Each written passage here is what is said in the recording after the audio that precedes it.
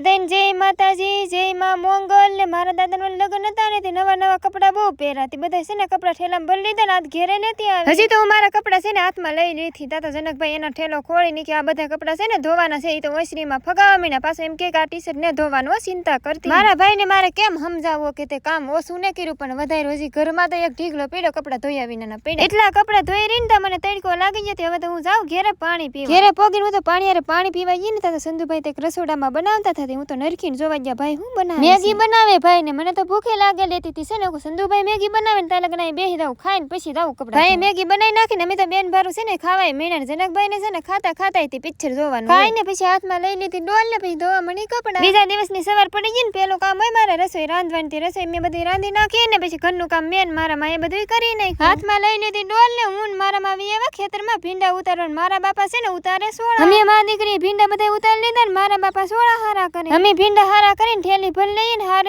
તમને બધાને જય માતાજી.